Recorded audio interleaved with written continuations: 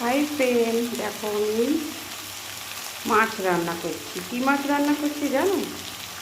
এটা হচ্ছে লোটে মাছ। পেঁয়াজ লঙ্কা দিয়ে, কিন্তু আমরা রসুন খাই না, তো রসুন ছাড়াই রান্না করছি। খেতে না হেভি টেস্টি টেস্টি। তোমরা কি খাবে? যদি খাও তাহলে আমাকে একটা কমেন্ট করো।